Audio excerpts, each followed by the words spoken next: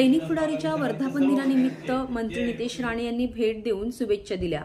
यावेळी त्यांनी सांगितले की जिल्ह्याच्या विकासाच्या दृष्टिकोनातून पुढारीची भूमिका लोकप्रतिनिधी म्हणून आमच्यासाठी फार महत्त्वाची आहे। सकाळच्या सत्रात मी काही वृत्तपत्रे वाचतो, त्यातील पुढारी हा एक आहे।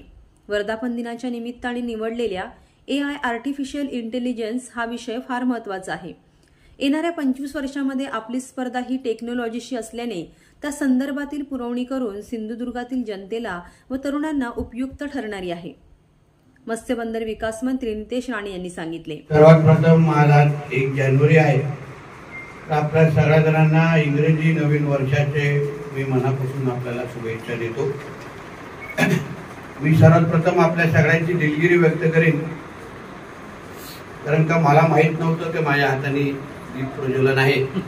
कारण की दरवर्षी मी जेटे साहेबांना गुच्छ द्यायला येतोच, पण मलाही अजूनपर्यंत मंत्रिपदाची सवय झालेली नाही, म्हणून मला माहित नव्हतं की एवढा सगळा कार्यक्रम माझ्या प्रमुख उपस्थितीमध्ये असणार। मला वाटलं की दरवर्षी सारखं गुच्छ घेतील, मला चहा पाठवून देतील, असं आतापर्यंत गेल्या वर्षापर्यंत सवय असल्यामुळे ह्याची सवय व्हायला थोडा जरा वेळ द्या। जेव्हा वेळ होईल तेव्हा म्हणजे सवय झाली तर निश्चित पद्धतीने सगळ्या गोष्टी सुरळीत होतील। पण आज दैनिक पुढारीच्या निमित्ताने आपण सगळेजण इथे जमलेलो आहोत। आमचे जेटीजी असतील आणि त्यांची पूर्ण टीम ही आमच्या सातत्याने संपर्कात असलेली लोक आहेत, वार्ताहर आहेत, आणि या जिल्ह्याच्या विकासाच्या दृष्टिकोनातून पुढारीची भूमिका, सिंधुदुर्ग आवृत्तीच्या पुढारीची भूमिका ही लोकप्रतिनिधी म्हणून आमच्यासाठी फार महत्वाची असते। सकाळच्या काळामध्ये मी हे 2-3 वृत्तपत्र मी आवर्जून वाचायला सुरुवात करतो। त्याच्यामध्ये पुढारी एक आहे आणि नेमकं पुढारीमध्ये काय आलं आहे, आणि मग त्याच्यामध्ये प्रामुख्याने आमच्या गणेश जेटीजींचा कुठला लेख असेल तर निश्चित पद्धतीने मार्गदर्शक असा पातळीवरचा तो लेख असतो। महत्वाच्या विषयाला ते हात घालतात आणि त्याच्यामुळे आपण लोकप्रतिनिधी म्हणून काम करत असताना त्या सगळ्या माहितीचा एकत्रित फार महत्वाची मदत आम्हा लोकांना होती। आताही या वर्धापन दिवसाच्या निमित्ताने मी त्यांचं कौतुक करेन की त्यांनी निवडलेला विषय हा फार महत्वाचा आहे, AI आर्टिफिशियल इंटेलिजन्स। कारण का येणाऱ्या 25 वर्ष की आपली स्पर्धा ही टेक्नॉलॉजी बरोबर असेल, आणि त्या संदर्भात अगर आपण या वर्धापन दिवसाच्या निमित्ताने तो विषय निवडून अगर आपण तिथे पुरवणी काढली असेल तर निश्चित पद्धतीने आपल्या जिल्ह्याच्या तरुणाईला आणि जनतेला या मार्गदर्शक म्हणून हे पुरवणी असेल, हे मी आपल्याला इथे आवर्जून सांगेन। जेटीजीनी सांगत असताना सगळ्याच बाबतीचं कौतुक केलं। बारामतीला जे 4दा निवडून आले ते उल्लेख केला।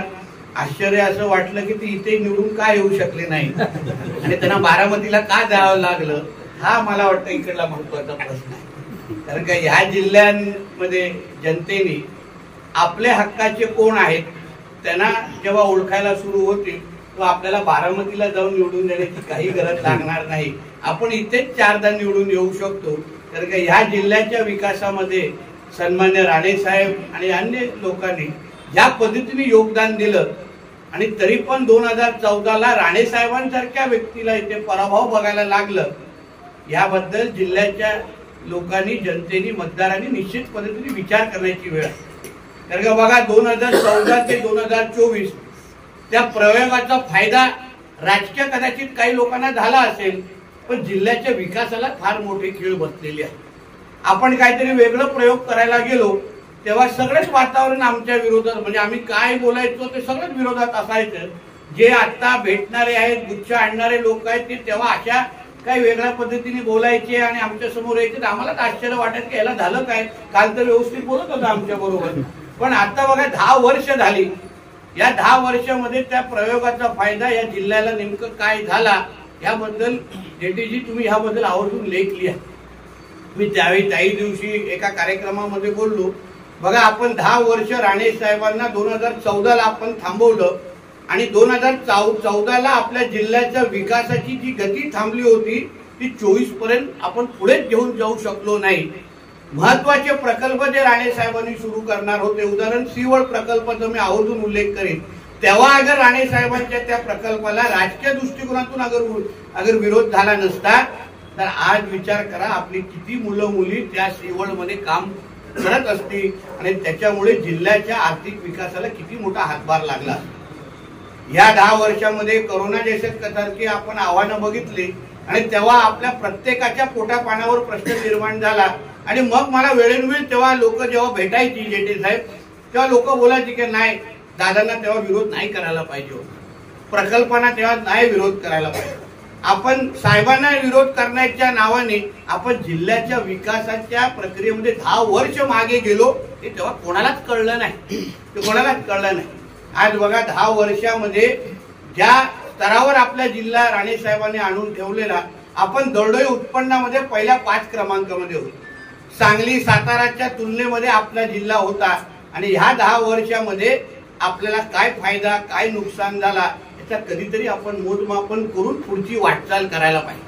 कारण का आपण प्रत्येक गोष्टीकडे वैयक्तिक द्वेषाने आपण पाहायला जातो की हा व्यक्ती आवडत नाही आणि म्हणून ह्या व्यक्तीला थांबवायला अगर आपण जातो, पण आपण तो विचार करत नाही त्या व्यक्तीशी निगडीत असलेले सगळ्या गोष्टी पण त्या निमित्ताने थांबतात. आता आपण साहेबांना थांबवण्याच्या 2014ला प्रयत्न केला. बघा आपल्या जिल्ह्याच्या विविध क्षेत्राला कसं आपल्याला नुकसान झालं याचा कधीतरी जिल्हावासी म्हणून आपण विचार करायला हवा या निमित्ताने. म्हणून हे आता पुढे आता बघा 2014 ते 24 आमचं काय नुकसान झालं का? बिलकुल झालेलं नाही. आम्ही लोकांसाठी सतत काम करत राहिलो. उलट तुम्ही विचार करा, राणे साहेबांना 2014ला इकडच्या जनतेने पराभूत केलं आणि 2014 ते 19 मध्ये राज्यात नाही देशात असा दुसरा कोणी मला नेता विचारा जो पराभूत झालेल्या 5 वर्षामध्ये त्याच 5 वर्षांमध्ये राणे साहेबांनी हॉस्पिटलचं उद्घाटन केलं आणि जनतेच्यासाठी सेवा करायला पुढे. असेही काही लोक आहेत त्या पराभूत झाल्यानंतर त्या गावाकडे काय जिल्ह्याकडे पाहतच नाही. पण साहेब थांबले नाहीत, आम्ही लोक कोण थांबलो नाही, सातत्याने लोकांचे प्रामाणिक प्रयत्न करत राहिलो. म्हणून बघा जनतेला पण कळलं की ह्या सिंधुदुर्ग जिल्ह्याला राणे साहेबांशिवाय आणि त्यांच्या सहकाऱ्यांशिवाय दुसरा पर्याय नाही. आणि बघा परत आम्हा लोकांना तिथे आणून बसवलं. म्हणून आता पुढे विरोध करणाऱ्या लोकांनी थोडं विचार करावं की बरं विरोध तो होतच राहील, विरोध न होणार असा विषयच नाही. जरा लोकशाहीमध्ये पण विरोध झालाच पाहिजे, पण विरोधाला विरोध होता कामा नये. आम्ही कुठे चुकलो मार्गदर्शन करा, थांबवा, टीका पण करा, सगळं मान्य आहे.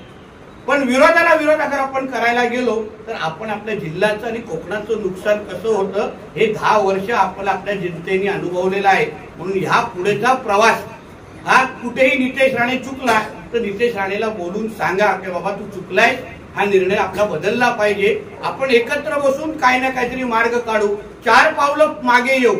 पण नितेश राणे आवडत नाही म्हणून नितेश राणेच्या निर्णयाला पण विरोध करायचा अशा पद्धतीची मानसिकता आपल्या जिल्ह्यामध्ये येता कामा नये. कारण का आता पुढची ही 25 वर्ष जसं तुम्ही बोललेला आहात की बाबा AI ची टेक्नॉलॉजी मोठी होणार आहे. तुम्ही एका बाजूला आपण विकासाच्या दृष्टिकोनातून आपल्या वर्धापन दिवसाच्या माध्यमातून आपण दृष्टिकोन मांडतो आणि दुसऱ्या बाजूला विकास होत असताना अगर त्याचा कुठे विरोध होत असेल तर जेठे साहेब आपल्या सगळ्यांची पण तेवढी जबाबदारी आहे की त्या गोष्टीला आपण कोणीही पाठिंबा देता कामा नये. नितेश राणे आवडत नाही ना, तो विरोध तू आपल्या घरात ठेव, पण जिल्ह्याच्या विकासासाठी अगर आमचं सरकार आणि आम्ही चांगलं काम करत असू, कुठला चांगला निर्णय घेत असू तर आपलं वैयक्तिक हेवे दावे बाजूला ठेवून आपण सगळ्या जणांनी एकत्र आलं पाहिजे, साथ दिली पाहिजे. कारण का आता हे पुढचे 25-30 वर्ष हे आपल्या ह्या पिढीसाठी अतिशय महत्वाचे आहे. ह्या स्पर्धेमध्ये अगर आपण मागे राहिलो, ह्या स्पर्धेमध्ये अगर आपण अन्य जिल्हा आणि अन्य राज्यांच्या तुलनेमध्ये अगर आपण जाऊ शकलो नाही तर आपली पुढची पिढी आपल्याला माफ करणार नाही. ह्या पद्धतीची परिस्थिती आज निर्माण झालेली आहे. आणि बघा ना सगळंच पोषक आहे, आम्हाला पाहिजे तशी परिस्थिती आहे. राणे साहेब वरती खासदार आहेत, मोदी साहेब प्रधानमंत्री आहेत, इथे देवेंद्र फडणवीस साहेब मुख्यमंत्री आहेत, मी इथे स्वतः मंत्री आहेत. आता जिल्ह्याला अजून काय हवंय? पण निलेश साहेब कुडाळ मालवणचे आमदार, जे पाहिजे तसं आहे. आमचे दीपक केसरकर साहेब बरोबर आहेत, रवी चव्हाण साहेबांचं तिथून लक्ष, सगळं सगळं पोषक आहे. आता अगर आपण विकास करू शकलो नाही तर जिल्ह्याची जनता आपल्याला माफ करणार नाही. मग तीही बोले तुला अजून बाबा काय पाहिजे, सगळं दिलं की नाही तुम्हाला? आता सगळे दिल्यानंतर पण अगर आपण राजकारण करत बसलो, एक दुसऱ्याच्या तगड्या खेचत बसलो तर त्याला काही उपयोग होणार नाही. म्हणून आवर्जून आज वर्षाचा इंग्रजी वर्षाचा आज पहिला दिवस आहे. आवर्जून आपल्याला सांगेन, चला ह्या गाडीमध्ये आपण सगळे एकत्र बसून निघूया. स्पर्धा आपण आले जिल्ह्यांबरोबर करू, आले राज्यांबरोबर करू. करण्यासारखं खूप आहे. आता सीवड पण आपल्या जिल्ह्यामध्ये येतील, MIDC येतील. असंख्य महत्वाचे विषय जे 2014ला थांबलेले ते सगळे विषय आता परत येणार आहेत. सगळेचे सगळे प्रकल्प सगळ्या राणे साहेबांनी आदर्श म्हणून किंवा जे काही स्वप्न या जिल्ह्यासाठी पाहिले हे त्यांच्याच नेतृत्वाखाली पहिल्यासारखा जिल्हा आता गतिमान होणार आहे. यासाठी तुमच्या सगळ्यांची साथ हवी आहे. सावंतजी आणि सगळ्यांना सांगेन, आवर्जून साथ द्या. आपण एकत्र खांद्याला खांदे लावू. निवडणुका असतील, विरोध करा.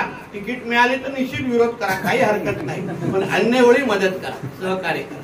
काही चुकलो असेल तर बोला. त्या पद्धतीने आपण आणि ह्या 10 वर्षामध्ये तुमच्या सगळ्यांवर अतिशय उत्तम संवाद. तुम्ही सगळेजण थेट संपर्कात असलेले सगळेजण आहात, म्हणून सगळेजण आपण एकत्र मिळून ह्या जिल्ह्याच्या विकासासाठी आपण एकत्र काम करूया. एवढंच या निमित्ताने आपल्याला सांगेन. आपल्याला ह्या आवृत्तीला शुभेच्छा देत असताना आपण अशाच जोमाने जिद्दीने एक चांगले विषय जसा आता घेत आलेला तसंच त्या विषयांना हात घाला, आम्हाला मार्गदर्शन करा. एवढंच या निमित्ताने सांगतो. इथेच थांबतो. जय हिंद, जय. यावेळी मत्स्य व बंदर विकास मंत्री नितेश राणे यांच्यासोबत पुढारी सिंधुदुर्ग आवृत्ती प्रमुख गणेश जेठे, अॅडव्होकेट राजेंद्र रावराणे, तुलसीदास रावराणे, सुरेश सावंत, मनोज रावराणे, बंडू हरणे, संदीप मेस्त्री, मिलिंद मेस्त्री आदींसह पुढारीचे प्रतिनिधी, वार्ताहर उपस्थित होते. डॉक्टर पद्मश्री ग जाधव यांनी दैनिक पुढारीची स्थापना केली 1939 रोजी आणि आता जवळपास 85 वर्ष संपून 86व्या वर्षामध्ये दैनिक पुढारीने पदार्पण केलेलं आहे. आणि आमचे संपादक, मुख्य संपादक माननीय पद्मश्री डॉक्टर प्रतापसिंह जाधव साहेब हे यांनी संपूर्ण महाराष्ट्रभर, कोकण, गोवा आणि कर्नाटक या भागामध्ये दैनिक पुढारीचा विस्तार केलेला आहे. दैनिक पुढारीने अनेक चळवळी उभ्या केलेल्या आहेत. शेतकऱ्यांचा, व्यापाऱ्यांचा, कामगारांचा, सर्व क्षेत्रांचा, सहकारात काम करणाऱ्या कार्यकर्त्यांचं एक दैनिक वृत्तपत्र म्हणून दैनिक पुढारीला एक वेगळं सन्मान महाराष्ट्रामध्ये मिळालेला आहे. आणि सिंधुदुर्ग जिल्ह्याची जी सिंधुदुर्ग एडिशन आहे, या एडिशनला जवळपास 30 वर्ष पूर्ण होऊन 31व्या वर्षात पदार्पण या एडिशनने केलेली आहे. सिंधुदुर्ग जिल्ह्याच्या विकास प्रक्रियेमध्ये शैक्षणिक असेल, पर्यटन असेल, इतर उद्योग व्यवसायामध्ये असेल, मच्छीमारी व्यवसायामध्ये असेल, सगळ्या क्षेत्रामधील, फळबागायती असतील, सगळ्या क्षेत्रांमधील लोकांचे प्रश्न दैनिक पुढारीने नेहमी सरकारसमोर मांडलेले आहेत आणि प्रभावीपणे मांडलेले आहेत. त्यामुळे दैनिक पुढारीचा एक मोठा वाचक वर्ग सिंधुदुर्ग जिल्ह्यामध्ये, महाराष्ट्रामध्ये, कर्नाटक आणि गोव्यामध्ये निर्माण झालेला आहे.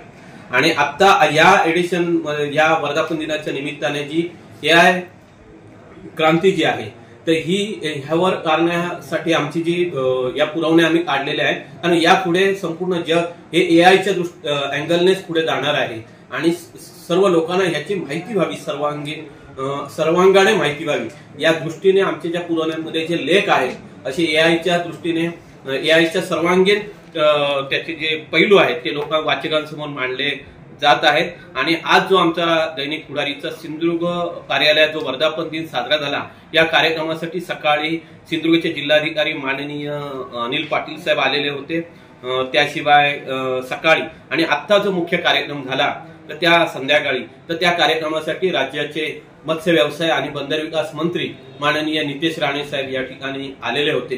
तर त्यांच्या अध्यक्षतेखाली हा कार्यक्रम झाला आणि पोलीस अधीक्षक सौरभ कुमार अग्रवाल, त्याशिवाय RTO श्री काळे आणि जिल्ह्याभरातील सर्व अधिकारी या कार्यक्रमामध्ये सहभागी झालेले होते. अॅडव्होकेट राजेंद्र रावराणे, अॅडव्होकेट उमेश सावंत, त्याशिवाय अमित सामंत, अभिद नाईक आणि इतर सर्व मंडळी या कार्यक्रमासाठी, नेते मंडळी मोठ्या संख्येने या कार्यक्रमासाठी उपस्थित होती. मी दैनिक पुढारीच्या वतीने ह्या सर्व दैनिक पुढारीचे वाचक, हितचिंतक, जाहिरातदार, वृत्तपत्र विक्रेते या सर्वांचे आभार व्यक्त करतो आणि दैनिक पुढारीच्या सर्व वाचक आणि हितचिंतकांना नवीन वर्षाच्या शुभेच्छा देतो. काशीराम गायकवाड यांनीही हा सत्कार सोहळा साहेबांच्या हस्ते होत आहे, तो स्वीकारावा. दैनिक पुढारीची टीम वेगळ्या तालुक्यामध्ये काम करते आहे साहेब आणि त्यांना जिल्हा पत्रकार संघाने उत्कृष्ट पत्रकार पुरस्कार गौरवला आहे. आपल्या त्याचा सत्कार